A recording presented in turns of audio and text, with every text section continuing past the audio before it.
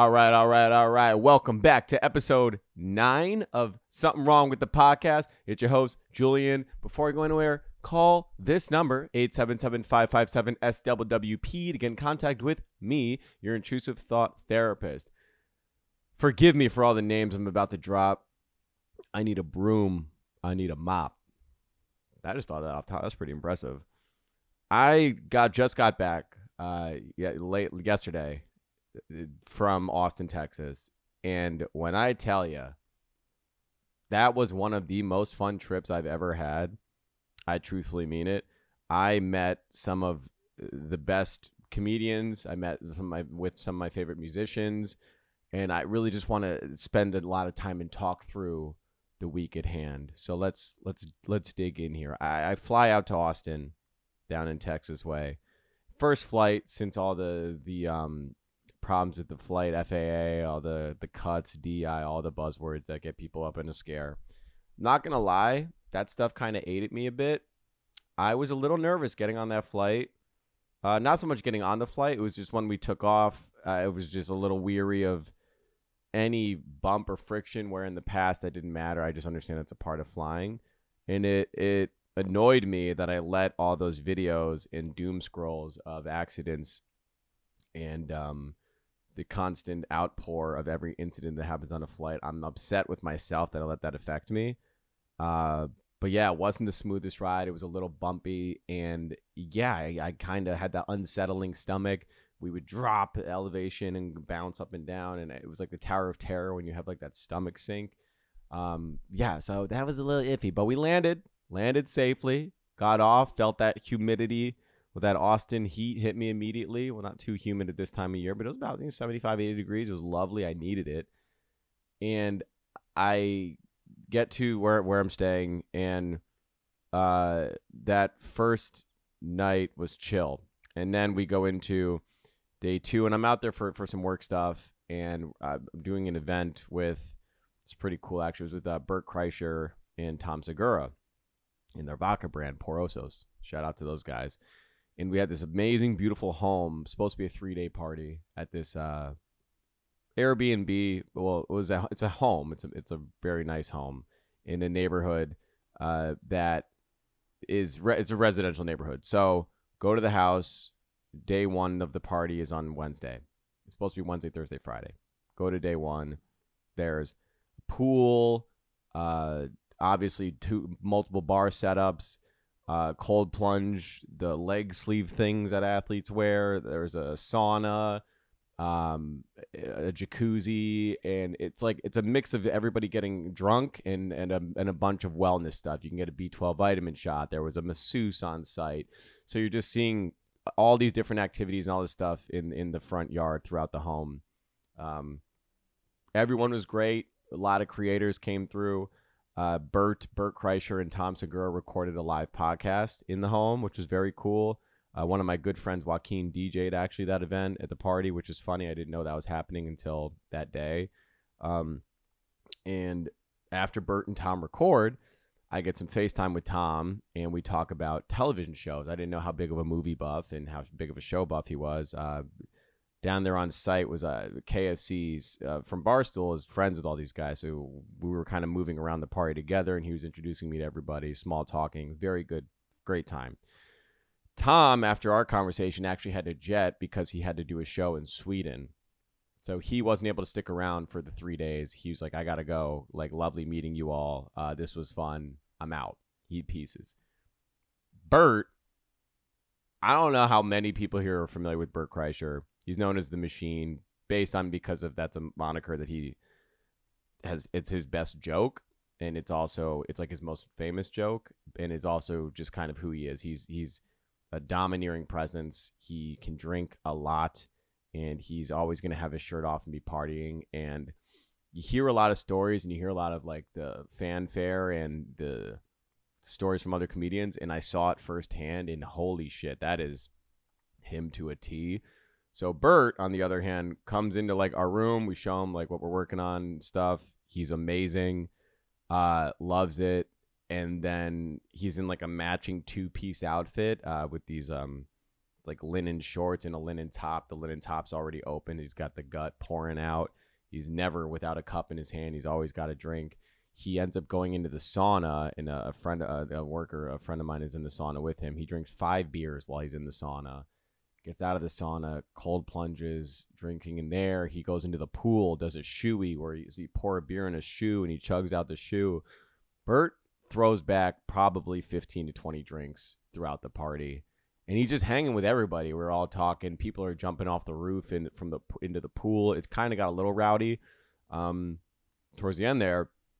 And then also side note, here's another wild name drop that this guy came. And I don't know if anybody's familiar with who Brian Johnson is.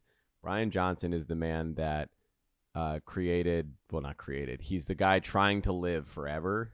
And he's the guy that has been using his son's blood and taking his son's plasma since I believe he was 17 and transferring it to his own blood to make himself live forever. So he spends millions of dollars on this like health upkeep regimen that no one else is doing. And I found out he was one of the guys that sold Venmo. So he's obviously very wealthy. He's an investor, an entrepreneur, all that good stuff. And his passion for data and longevity seemed to be his latest venture. He is it's the energy, like the aura, whether or not you knew who he was when he walked onto the property, you could tell something was up with him, just based on how he carried himself and how he walked around. I talked to him briefly, and then I also sent to my friends, like my group chat, hey, yo guys, never guess who I linked up with or met at this party. And then my one friend immediately sends me his latest Twitter post about his son and his dick data, and he measures how long he can stay hard comparatively to his son. And he was upset that his son's dick was harder than his for I think on average 2 minutes longer. And he added his son. Like, this is public stuff. The poor kid is like 19 now. I would be fucking livid, but this is where we're at in the world. This is the stuff we need to know, is how hard a 47-year-old man can keep his dick comparatively to his son. So that was a quick side note. Anyway, we at the end of the night, hanging with KFC again, and Bert Kreischer. Bert comes up and he's like, "Hey, going to the Mothership. Let's go." And I'm like, "All right, like I can't say no to this." So me, KFC, and Lewis, a coworker of mine, end up going with Bert. We meet him at the Mothership, and he beat us there. So he actually pops outside, and if you're not familiar, the Mothership is the new comedy club, not new anymore, but it's the comedy club in Austin, Texas that Joe Rogan owns. It's sold out every night. It's the most exclusive. I mean, you look at the legends that are in that city now, everything's sold out. There's not a moment there where there isn't someone that hasn't popped up on your newsfeed there at any given time. So Bert personally goes outside, grabs us, brings us in, and we immediately go to the bar. If you walk in on the left, there's a bar underneath, and I don't know if it's exclusivity because it seemed like a public space, but the people that were in there, we walk in, and I immediately, first person I see is Tony Hinchcliffe. You can recognize his voice a mile away. Shake his hand, briefly talk. Not much. I don't know this guy. We're not here to talk business, just like talk nonsensicals, and then go about my time to the bar to go get a drink. At the bar, I look to my right, and it's fucking Shane Gillis and his girlfriend. So they're talking. I don't say anything, but obviously I'm like, okay, this is happening. A couple other comedians are down there, and then we have like a drink or two, and then Bert grabs us and goes, "Yo, let's go up to the green room." And Shane's like, "I'll go with you guys." So we all walk up the stairs into the green room. And if you're a Kill Tony fan, you know who Cam Patterson is, the guy that, if it was on Kill Tony, says, "I like rocks." He pulled out a rock from his pocket. Great clip, hilarious clip. Launched his whole career as a comedian. I believe he's from Florida. Dude is hilarious. Love Cam Patterson. Talked to him actually for quite a bit about basketball at the end of the night. Great guy. And his set was fantastic too that he did that night. So we're in the club. Having some Bud Lights. KFC goes up to Shane, and Shane says, like, "KFC, you're one of the first guys that ever put me on camera, like gave me like a fair shake," which was fucking awesome. You could hear like KFC was like, "Who?" it was a very funny moment. And there's a rumor of this new joke that Shane's working on. I'm not here to spoil it, but basically, like, it's a story from him going to a Notre Dame football game with his dad, and his dad would bring a friend, and Shane and all of his kids that were in middle school. It was the story of how that trip went, which is all very true, and I'd say unfortunately true because it's a wild story. It's like an 8-minute joke, and Shane smoked it, went out there and did it, and it crushed. Shane wasn't billed on the show, so on the Mothership there's a balcony from the green room that you can sit on. So all of us were up there, like Bert at KFC, myself, like all the other comedians, and Shane goes out to do a set, and he wasn't billed on the show that night. And I've never heard a crowd pop that loud when the comedian just finished and said, "Yeah, next comedian, you've heard him, you know him from Tires." That's all he said. And he goes, "Shane Gillis," and you would have thought Michael Jackson just came out from behind that curtain. Shane just goes out there with like probably 10 Bud Lights in, and just gets right into that story and just dominated the room. And then, of course, gets off stage, comes back up and goes, "That went terrible," which obviously, I mean, look, his barometer, I'm sure he knows far better than I do, but it was amazing. Who else went up? Bert didn't go up. He was just there for the hang. But point is, that was night one, like going out, and it was so much fun. And I was just surrounded by all these comedians I love and respect, and just to be in that space, be at the Mothership. And then I obviously scooted home at the end of the night because I love these damn scooters that were all over Texas. Well, night one at the house was so great that the police got involved in the HOA and the powers that be at South by Southwest. Basically caught wind of what was going on and shut down the party the next 2 days, which is unfortunate because we did have such an amazing time the first night. It was such a big success, and like I know a lot of like stuff happened, but it was never too loud. It was never, nothing got out of hand. There was no overpouring into the street. It was the whole home's fenced in, so there was none of like, no one got hurt. There was no reports or noise, so it sucks that happened. But from what I believe, or what I was told, is basically South by Southwest, when they catch wind of unsanctioned, like unofficial South by events, they get butthurt. And especially when the high profile names that were at this party were there, they'd much rather have them be at events that they're sponsored with South by. So they basically got involved and were like, "This isn't happening. And if the homeowner lets this continue to happen, we'll actually take away," I guess the guy just bought the house, just furnished it, and he just got it approved for Airbnb, and they were threatening to take away his Airbnb license, the HOA, not South by. So he basically said, "Look, like, we can't, we're shutting it down." So boom, house is still ours to hang out with. We actually go back day 2. They still had catering there, so I had like some lunch. Also, night 1, the catering for dinner was Michelin starred omakase chef. That was just, they're making hand rolls in the kitchen and just handing you some of the best fish you've ever had. KFC tried its first omakase. It was, God, it's so good. That was such a fun experience. So many details that we could go through with just the night 1 alone. But day 2 comes, and obviously we're at the club the previous night, and Bert tells Tony Hinchcliffe in person how awesome the party is and that he should come back tomorrow. So now it's day 2, and obviously the energy is very different. There's no DJ. There's no music at all. There's the woman from The Sopranos. Damn, it's really gonna annoy me that I don't know her name. She comes and shoots a podcast because I guess she has a podcast as well. Sorry, I never watched The Sopranos, but I know she's a very big deal. She's also she's gorgeous, and she shoots her podcast on site. But again, it's not a party environment. We're not there to like throw another, rager, so to speak. But in walks Tony Hinchcliffe because Bert that previous night told him how great it was. And Bert's not even there, mind you, and neither is Tom. Tom's in Sweden at this point. So Tony walks in with his brother, and it's like dead. And he's just looking around. He's like, "House is sick. Obviously, we have like, catering. He can see when you walk in, amenities. Like, it looks like they're setting up for a party. It just hasn't happened yet." And then I come down the stairs, and he recognized me. Obviously, I know he is. He recognized me from last night. He was like, "Oh, it's you." Shakes my hand. He's like, "What's going on here?" And I kind of get him up to speed that like it's not happening.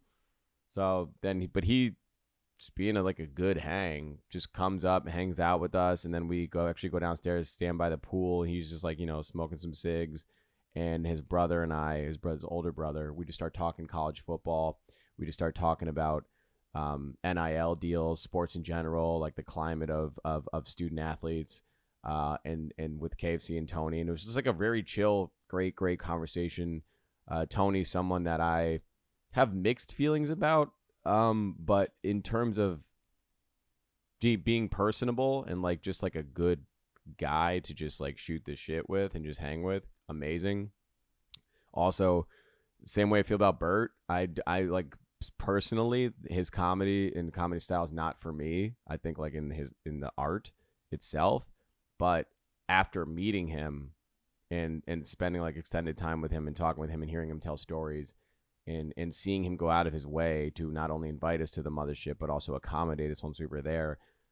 There's people that you can understand, even if what they make isn't for you. You can understand why that they are so successful because of how they treat everybody, how big of a personality they have. Like at one point, I had to take a phone call on day one of the party, and I stepped outside the house to have this call. And there's music playing. There's like 100 or so people in the house. There's just noise, general noise. And above all that noise beyond the gate, you can just hear Bert's voice reverberating over everybody. It's just, he just has that presence. It's just, it has the it factor, so to speak, of like, he's just a dominating figure. So thank you to Bert. Bert was incredible. Amazing guy. He told us about a movie he was shooting, which I don't think I can get too into, but you should be seeing a lot of Bert happening soon.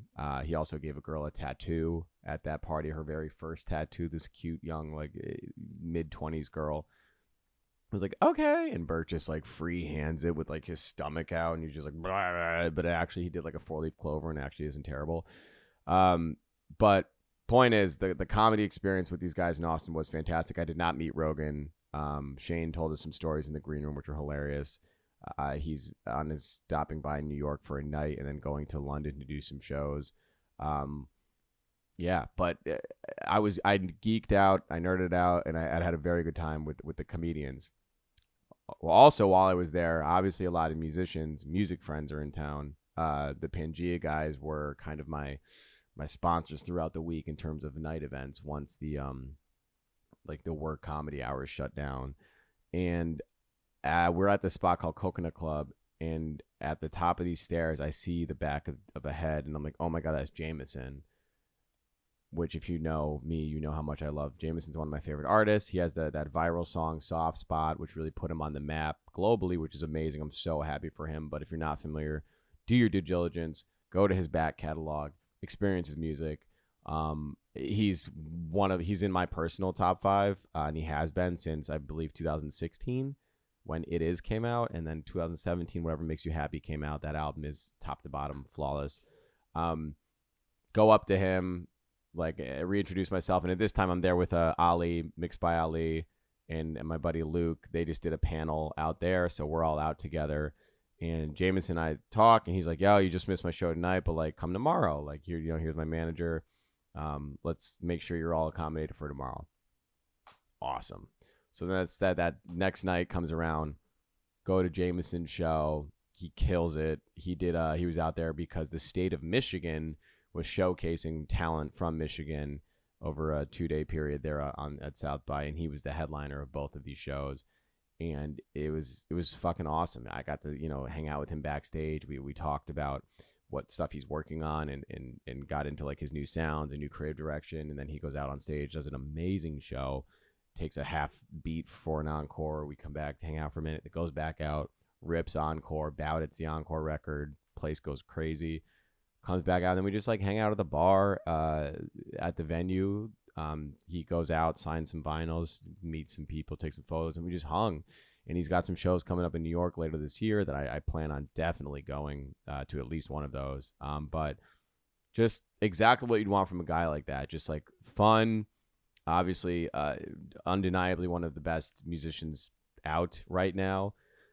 But it was just like that was the energy throughout the course of the week, was just me going out, running into people that I know, and then kind of figuring out, hey, like, what are you doing later? How's this going to go here? I went to the post iHeartMedia had their podcast awards.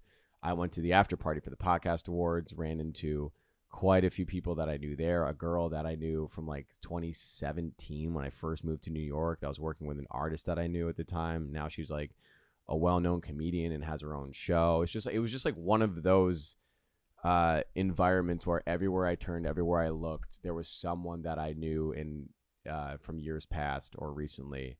I hung out with Black Odyssey, was there. Duckworth, I saw him for a bit as well.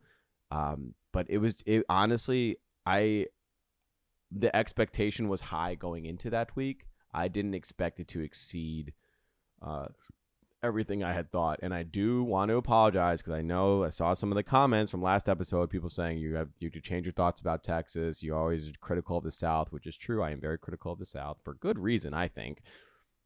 This trip made me, and I know it's rare like occurrence. I know this isn't an every week instance in Austin. I know that I had lived a very different experience than the usual week there.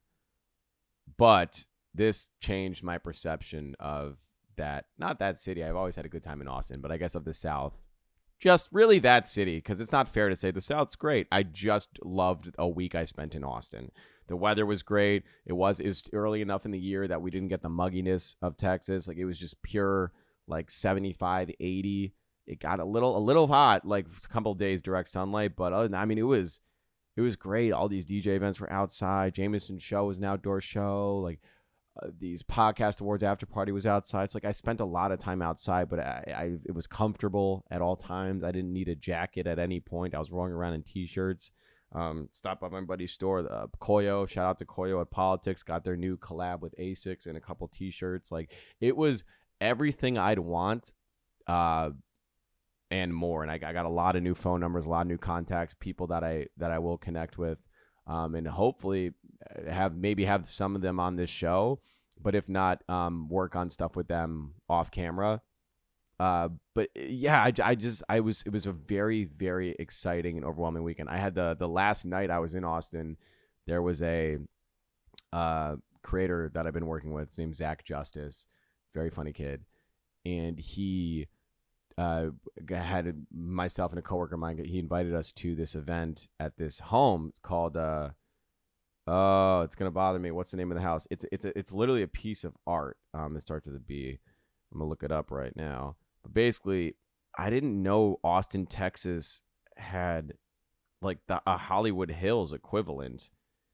We're driving out to this home, and we're winding through Bloomhouse. That's the name of the house. Bloomhouse. Check it out. Bloomhouse is the most Airbnb'd home in the country, I know for a fact, but I believe in the world. From what they said, the owner that owns the home only has like access to the home 14 days out of the year. It's rented the rest of the time, and it's rents for $800 a night. So you do the math. I think he's doing all right. I think the house is printing money at this point. The home it's a piece of art. Like it's not functional for a family. I'll put some photos here. It looks like either a grouping of mushrooms, or it looks like something skeletal that it could be like a dinosaur artifact. The inside is gorgeous. Everything is intentional. Like the way all the shelving is actually carved into the home. There's no like external, you know what I mean? Like there's no external things that stick out into the wall. It's all sunken into the wall, which is gorgeous. Everything's just carved out. There's open spaces. There's negative spaces. It overlooks this cliff in the backyard. There's an outdoor shower situation, which is gorgeous. It's very open concept, very free flowing, but all meticulous and intentional with every single curve of the house, especially at night when they cast the lights and these shadows are kind of pinging all over. It was beautiful. But that was another event where there was a private chef from Mexico City. Shout out to him. He's the man. I talked to him for a long time. Ate some of the best food I've ever had in Austin for sure. He made everything himself, from the braising the steak for 5 days down to the homemade mango sorbet, his own grown fennel on this like beet thing. I don't know, it was just, I love food, and that was the best food I've had in a long time. But Yeah, I didn't know Austin had its own Hollywood Hills. It's called Westlake, and this is basically where Rogan and like all those guys live. I thought I was on Mulholland Drive or going through Laurel Canyon. I mean, the homes are insane, and I see where all the wealth in Texas spends their time. It's one of those gated communities, windy roads rolling through the hills, homes built, carved into the side of the hill. It just doesn't look like it should belong there, but it doesn't look as dangerous as it does in LA because there's no it's not as steep as a grade, and it's also not on like a earthquake fault line. And the actual greenery, it's more lush. There's a lot more. It's not as desert climate as LA, so they actually have a lot more trees and in shade and covering. But it was beautiful. That was my first time in that part of Austin, the rich hills part. So I experienced a lot, and I truthfully had an amazing trip. And I'm excited to connect with everybody that I met there and forward these relationships. While I was there were a lot of, I didn't realize how much, obviously, Elon's influence in Texas, with his like company, I guess his company being down there, I guess I should have known this going into it. Nearly everybody drives a Tesla, and there's Teslas everywhere, and then there's Waymo cars, and the Waymo cars are the cars that drive themselves, which I took issue with. Not a big fan of those, to be honest. I didn't like looking into a car or waiting to cross a crosswalk and just looking into a driver's seat. No one. A passenger seat. No one. 2 rear seats. No one. And then you just look at the car itself, and there's a bunch of spinning objects, cameras, like a what looks like a rudder in the back, kind of flapping. Who knows what, a sensor for something.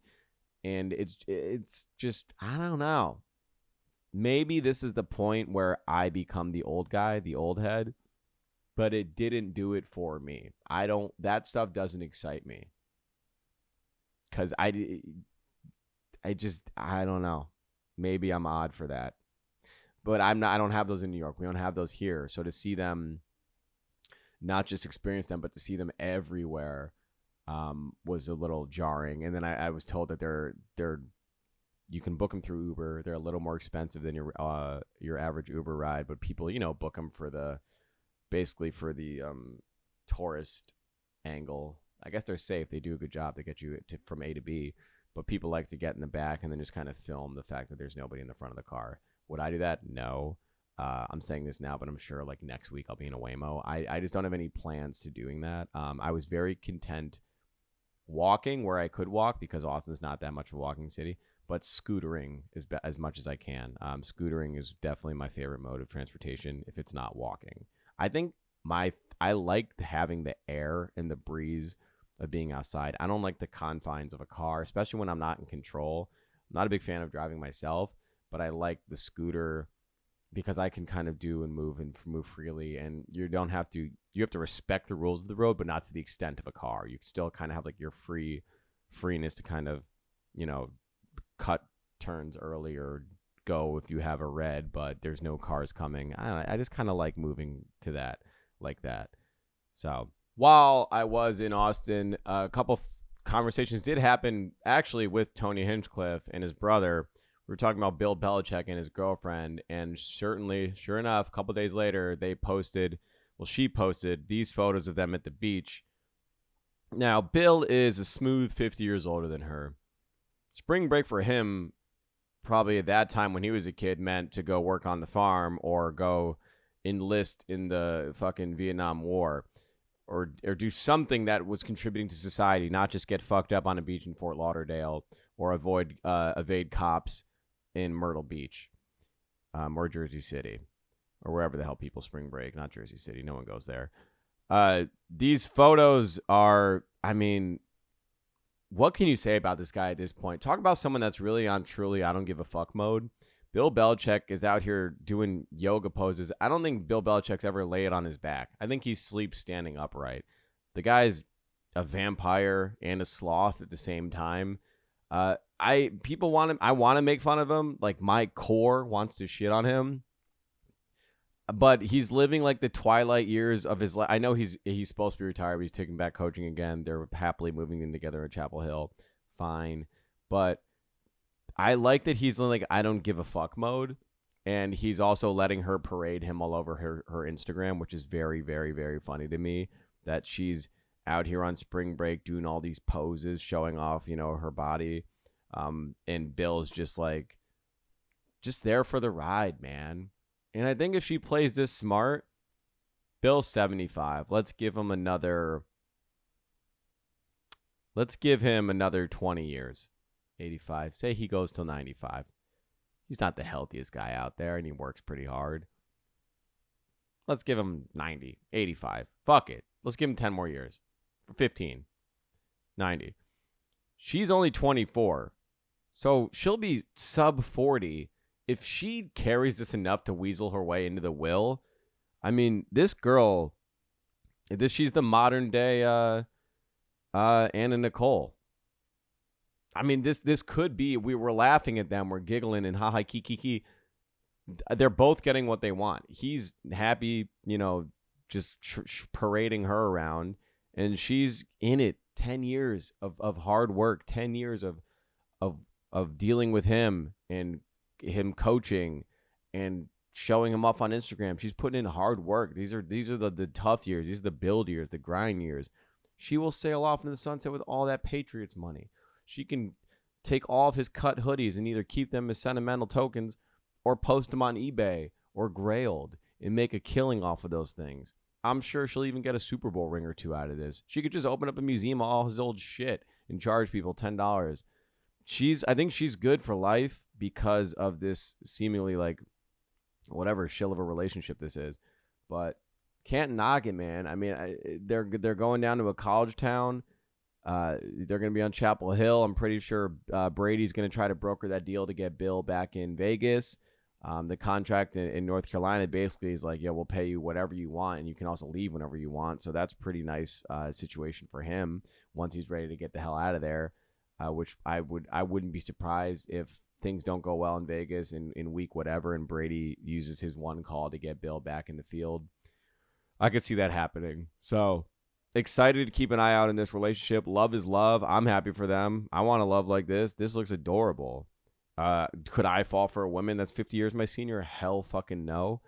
But I think for some reason we give this a pass. I also learned, I didn't know this, that he was helping her on a plane with her math homework. He was tutoring her, which is sick and disgusting on a whole nother level. But he was tutoring her and then gave her his number when they parted ways on the plane. But that is like a meet cute. That's like really in real life meeting someone. It's not like he met her on a dating app. Could you imagine Bill on Hinge? That'd be crazy. That'd be a fucking sick profile. Who knows? Maybe they're into couples. Maybe they are on Hinge or something as a couple together. Who's to say? I'll keep an eye out. Look, love is love. Keep going, guys. I'm excited to see Bill back in coaching mode, though. I think all this lovey-dovey shit and all these posts are going to slow down once he's got this UNC program and he's ready to lock in and bring these guys back to relevancy. Let's pivot to far more serious news. The biggest Newsweek story over the week was the wrongful arrest of Muhammad Khalil, who is a Syrian-born Palestinian student at Columbia University. Like at least in 1964 with the Gulf of Tonkin, the attack happened, but our government exaggerated and made it seem far worse than it was. And at least that was like, boom, there's our catalyst. Let's go into the war. We're even losing the art of lying to the American public. We're so far past the just cause to go do something now because Trump wants to move like a dictator. He's just doing things because he wants them to get done. It's not a matter of this protects our people. This is in the betterment of the American people, our citizens, and the greater cause to preserve democracy. It's like, I'm doing this because I want to, and the people that work under me are going to do anything that I say. Therefore, move forward, get this guy, detain him, and we'll just figure out what we want to do with him after. But Mr. President, what are the charges? What is he being persecuted with? Can you tell us any more information? We don't need to. Fuck you guys. Fuck the journalists. We don't owe anybody an explanation.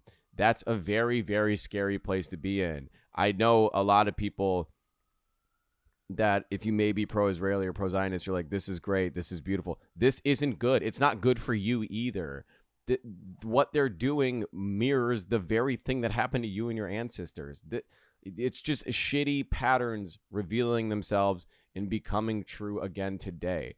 No one should be celebrating this, no matter what side you fall on. I've seen bad things happen to people that I don't like, but if that bad thing happens to them in a way that wasn't justified, that shouldn't make you happy. It's not worth a cause for celebration. It's a cause for concern.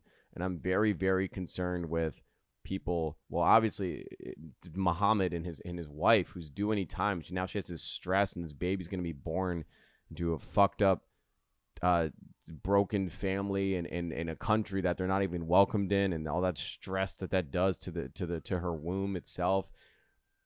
And we're just continuing to compound generational trauma and pain. And I feel like it's symbolic that as I'm going down this rant, there are sirens just in the background, and I don't care to wait for them to pass. I'm just going to keep going. The not even to mention, I mean, the children in Gaza, they're the biggest victims here. What is it, like 70 or so % of the people in Gaza are like under 14, or some statistical anomaly that's just like baffling. And it's just Bill Burr's new special. He said it perfectly. I was just watching it yesterday.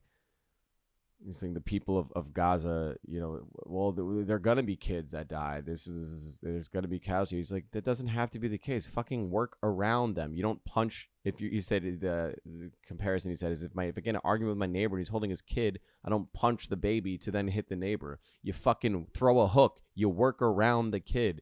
And there's no urgency, and there's no reason to not kill from our government. There's no justification, and there's no reason why. Why shouldn't we just kill these kids? Why not? They're in the way. They're bad people.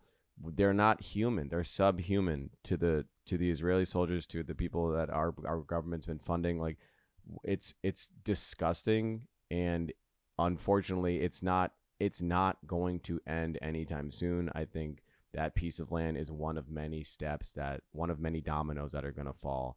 And once you've convinced a group of people, and once you've convinced a military group that the people you're stealing from and killing aren't human, we don't see them as human, it's a very, very, very dangerous place to operate from, because life becomes secondary to the new mini mall that's going to go up. Life becomes secondary to and everything. You'll prioritize a new high rise over human life, and it's very disheartening. And I'm very scared for the people here that have been vocal on behalf of Gaza in a public light, and how they may get persecuted here for no reason. And that is a direct attack on our freedom of speech and against our Constitution, the very Constitution that a certain political party loves to say they jerk off to every night. So it's just odd how you can false flag and claim one thing, but your actions are just directly in the opposite direction. All right, it's that part of the episode. Let's get into some voicemails. As a reminder, please call this number, 877-557-SWWP, to get in contact with me, your intrusive thought therapist. Let's get into today's voicemail.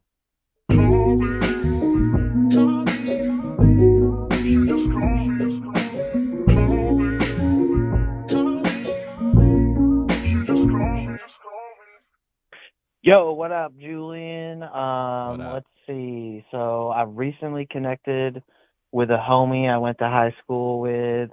We went out a couple times to the bars, did our thing. The first time I noticed that he kind of talks to himself. And that was, the first time it was kind of subtle. It was a little bit kind of weird, but he wasn't doing it too much. The second time I hung out with him, I don't know if it was because he got, comfortable, or, the more we drank, the more pronounced it got, but it got to be to where it was almost like there was a third person in our interaction. We would talk, and then there would be a brief pause, and then he would turn his head and talk to himself. and this kind of went on the entire night, and it got more pronounced as as the drinks started flowing. And I'm just wondering, do I bring it up? Because I got no problems with it. We all got our things. We all got, stuff we do, True. nervous tics, whatever. But do I bring it up and just like, say I notice it, or like ask what that's all about? Or do I kind of just like, ignore it and just kind of let him do his thing and just, accept it as what it is and move on, you know what I mean? It's just a little awkward, I guess. Not that he's doing it, but that he's doing it and that I haven't acknowledged it, in my opinion. Got you. I'm just looking at like, what should I do? Should I, like I said, should I bring it up or should I just move on? Either way, we have good interactions. He's a homie for real, and just wondering, what exactly you would do in this situation. All right, man. Peace. Well, thanks for calling in, man. I have a few questions. Is what he's saying concerning? Like, what's the matter? What's he saying in the self-talk? Is it harmful stuff? He's like, I'm gonna fucking kill that person. I want to fuck that girl. Like, is it to that degree, or is he doing positive self-talk? I did a little Googling here. And general from Medical News Today is talking to yourself healthy. Self-talk may have several benefits. Unless the person experiences other systems like mental health conditions or hallucinations. Let's see. So a lot of this is focused on like self-talk during tasks. So like if I'm working out, I would use that as an example. And I'm like, all right, one more, you got this. I guess that's more normal acceptance. I'm trying to think in terms of being out and drinking. That's odd. Not odd. I think that's interesting because it is. You can make the assumption that when he drinks, it kind of reveals itself more. So there's something underlying here where the alcohol is the catalyst for him to be comfortable doing it more outwardly in public. I would, as a friend of his, I would be curious to know, what is he saying? Can you make out what he's saying? Is he saying stuff that is a cause for concern? I would say that's step A. If it's just like mumbo jumbo, just like ramblings, which they say, I guess, according to this other Google that I made, a study found that 25% of adults self-talk out loud, while internal dialogue is common. They say a study found that 96% of adults report having ongoing internal dialogue, while 25% adults have outward. So he could just be in the 25%. Yourself, I'm sure, as myself, I have internal dialogue. He just might be one of those few that has external dialogue. I would focus on more of what he's saying. Is it bad? Is it good? If you are comfortable enough with him, I'm sure he's talked about it before in the past with someone. I'm sure it's something that someone's asked him about. I have weird shit going on with me, and I have friends that also have weird tics or noises or like shakes and shit. And when I'm comfortable enough for them, or if the timing's right, then I will. It's not, by the way, it's not calling them out about it. It's just like, you're a friend. You're curious. You want to know what the deal is. Like, hey, man, like I noticed you could do it in that regard. You don't have to be like, yo, bro, what the fuck did you just say? You can be like, hey, man, like I noticed, when the last few times we've gone out, I've, just heard you like, talking, I was checking in, like, were you talking to me, or was that, you could even play it off like that. Like, hey, are you talking to me, or were you talking to yourself? You sound like your heart's in the right place. You don't want to offend him, which I think is the priority here. You don't want to make him feel like what he's doing, although it is, I guess you could say it is odd. You don't want to make him feel like what he's doing is wrong, or a cause for concern with regards to your friendship, because it's not, and neither you're not saying it, you're not making it out to be at all. But I would vibe check it.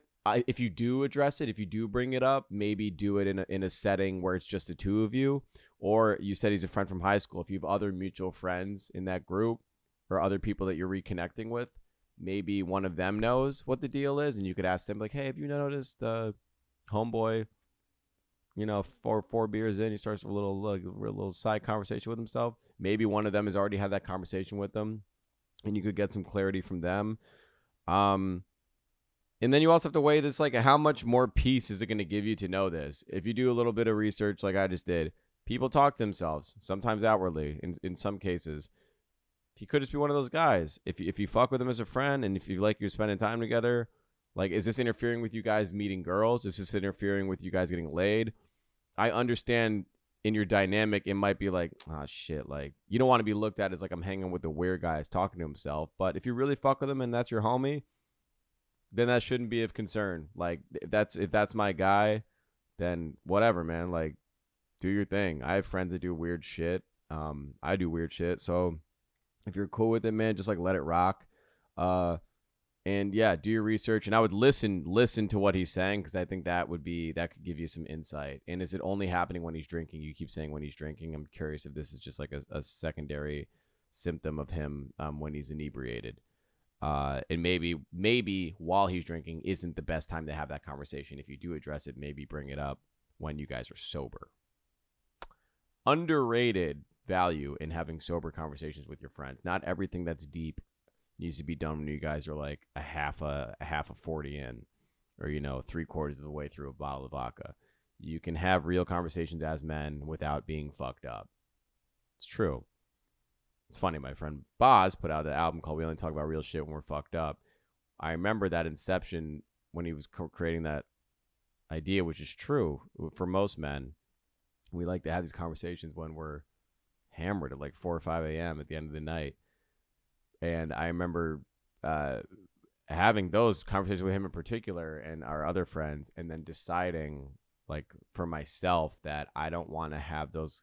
I don't want to make those moments only capable when I'm drunk, because I myself have cut back a lot on my alcohol consumption. It's like I want us as grown men to also be able to have these conversations that may be difficult or uncomfortable sober, like at each other's apartments or at a coffee shop in the afternoon. Like, not everything needs to happen at the club with women around, or like, at the end of the night when we're, just on some other shit.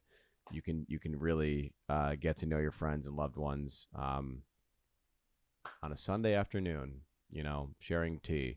So good luck to you, man. I looked up your area code. You are in Florida. A lot of weirdos down there. So it could just be, could have gotten nibbed by an alligator when he was younger. Could just be drinking some of that weird, you could be drinking out of the lake every once in a while. Who knows, man?